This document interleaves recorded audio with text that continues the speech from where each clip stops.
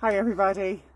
Hope you're all keeping well. It's Friday evening and I'm back in my David Attenborough pose here in the garden again. Apologies for the road noise, and it's usually fairly quiet, but they've all decided to go out on the tiles tonight, I think, here. It's been a great week in the garden this week. Even though things are starting to turn, you can see autumn is starting to creep in. The weather has been lovely. It's my kind of perfect weather. Like you can still wear a cardi and get on with it. And I love this time of year actually. There's still loads of colour, and there's the plants that you kind of forget about start coming into their own. So I've Michaelmas daisies coming through, and lots of really, the echinaceas are still flying it. The dahlias, you can see some of my dahlias are there. Despite the slug's best efforts, I managed to salvage a few. So actually very strange. Like I have this bed of dahlias here, which is fine, see? And I have the exact same mirror image of it the other side of the garden, and it's annihilated by slugs. So it's a bit of a mystery what goes on with them. They're still so worth it though, because they just keep flowering and flowering. You can see them there, and like I come out and I pick bunches of those every couple of days and put them inside, so they're fabulous. But yeah, the downside is they're one of the very few slug fodder plants that I bother my head with. Mostly I just try and stay away from the ones that the slugs like, because it's easier not to even try and battle them, because you lose more often than not. So it's easier just trying to avoid them. So if there is a list in my garden pack, there is a list of 50 or 60 plants that slugs don't bother with. I think even if you look at somebody, I think it was Geraldine posted in the group there during the week, a picture of her echinacea with the slug trail over it. So you can see there are some plants they just, go straight over and don't bother with. So yeah, I'll show you I will. I'll show you some of the echinaceas and stuff, but it's kind of hard to walk around with them. They're in a slightly different area, but I will show you. They're kind of big daisies. So what I'm going to do here today, the other reason why I love this time of year is because it's time to start planting again. So this is the perfect time to plant perennials, and perennials are the plants that come back every year. So they're like, they're golden. If you can buy plants and not get robbed that come back every year, they're perfect. You don't have to be digging them up, you don't have to be doing anything with them. They just plank them down and off they go. The reason why this time of year is so good is because they grow a little bit and get established before the frost, so that when spring comes around next year, they're really set in the location, they've established themselves, and they're ready for a right burst of growth. You can plant them any time of the year, so like if it doesn't suit you to be doing it now, if you're planning on doing some big project in the spring, that's grand. I've planted them any time of year. But if you plant them in the spring or the summer and they do a huge amount of growth that year, that's all very tender when the frost comes along and the wind and the harder weather of the winter. So now is a really good time. You get them in, get them established. It's not going to be too dry, probably. It's not going to be too hot. We've probably, unfortunately, had our heat wave. So yeah, like this is really the good time for doing those. It's also a perfect time of year for doing a lawn. If you were thinking of seeding a lawn, this is for the same kind of reason. They get a chance to get in and get established before the harder weather comes along. So I know a lot of you know how to plant in the ground, but sometimes no harm to just go over, because this is the only thing you have to do with these plants, so you might as well try and give them the best possible chance. The other thing, I think somebody else in the group was asking about setting up a new bed or in their garden. This is ideal time to do something like that. It's definitely not too late. I know we kind of tend to feel, because the summer is when everything is really flourishing, that's the time to do it. But actually no, this is the really good time. You can look, I've done everything at every time of year. Do it when it really suits you. But if you have time on your side and you don't mind when to do it, then this is ideal.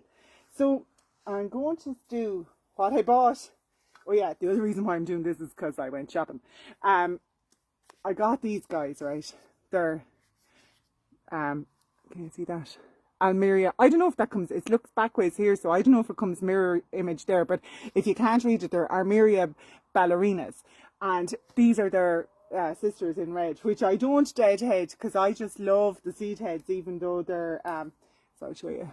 That's, oh, stop wobbling. Yeah, there you go. So that's a seed head. They're just these little pom-poms. They're actually, oh, you can't really see. They're a lovely red colour when they're in their prime. They're gone off now, and they come up lovely and early. They come up in April, so they're really pretty, and they kind of hang around all year. Like I love them. And Shamey, my husband, loves them. He calls them the solar system because, you know, there's loads of them there now. But when they come back up first, they look like one of those models of the solar system that kids have. They're really cute with all these little planets floating around.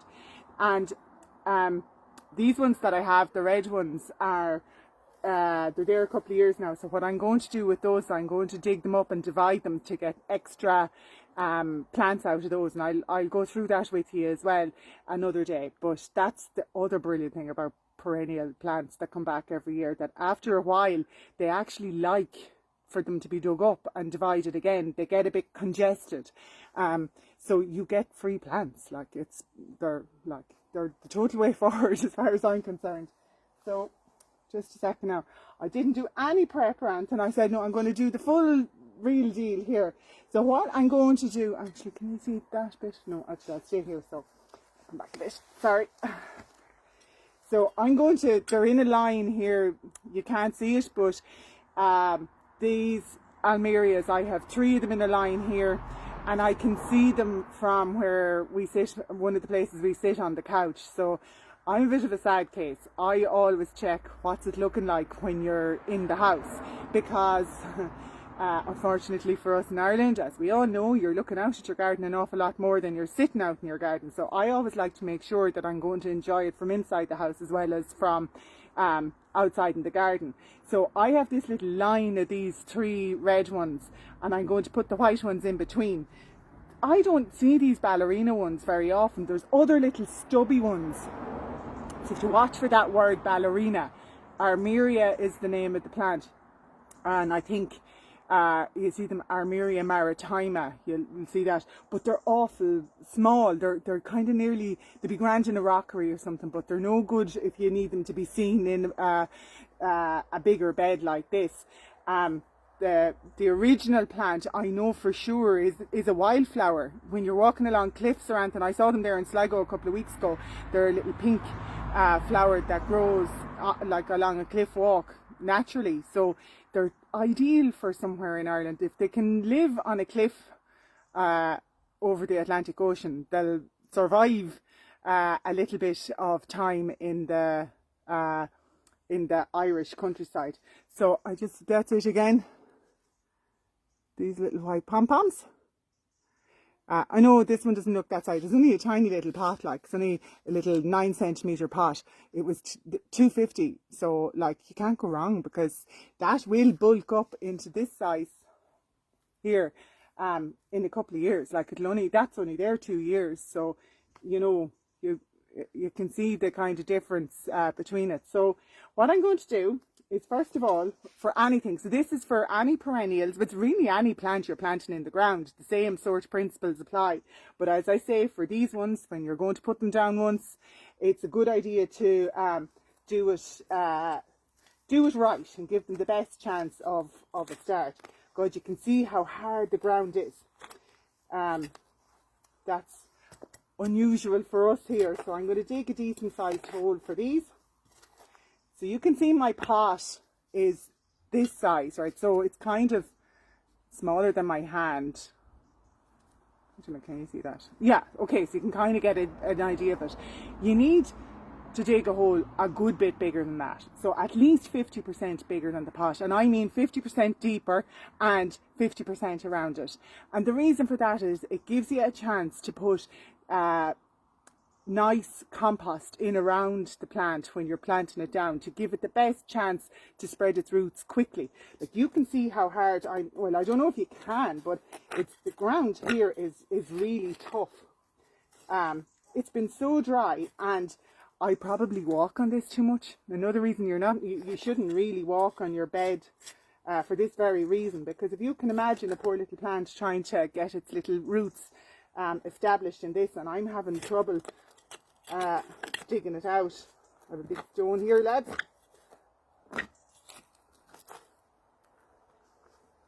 Jesus, it is a big stone.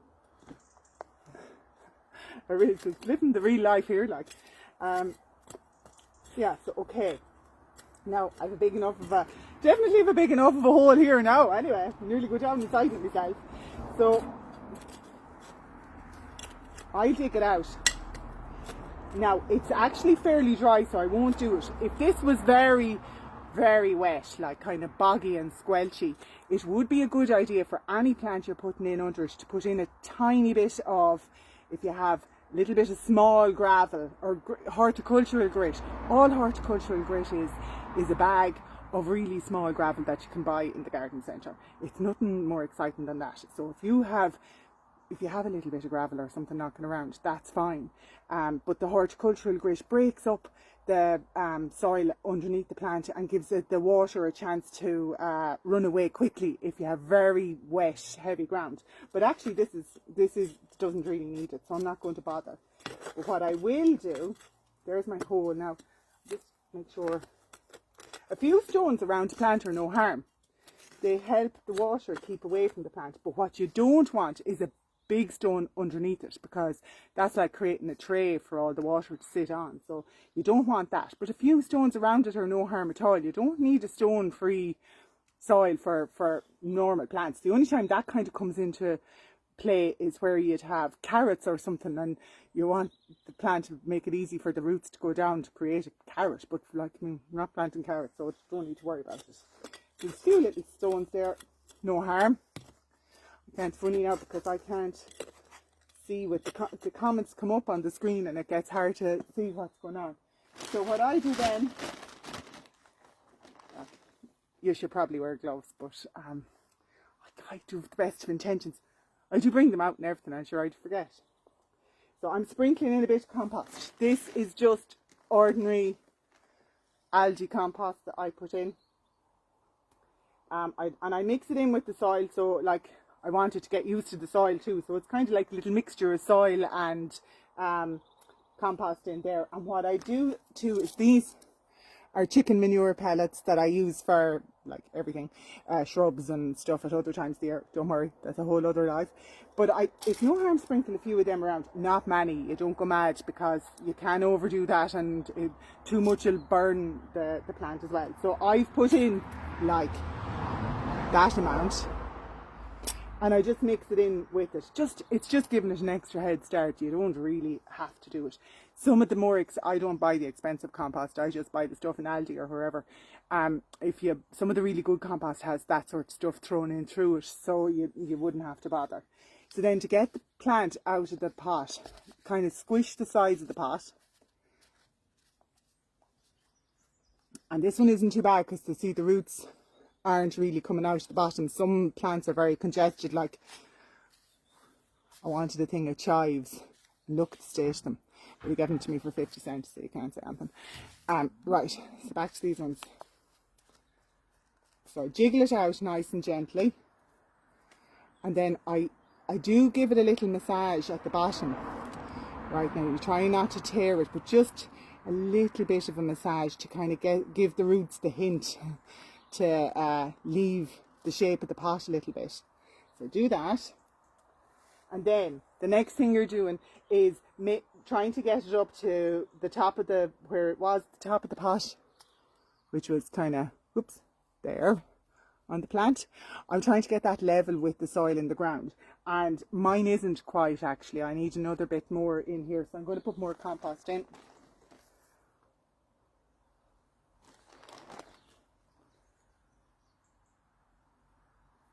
So I'm just kind of judging that with my hand, putting my hand down and seeing if the level of the plant, and don't, that's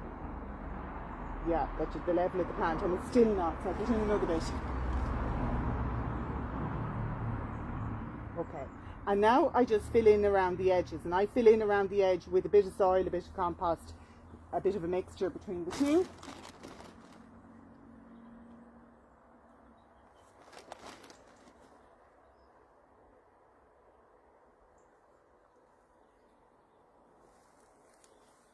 Nearly done, nearly done.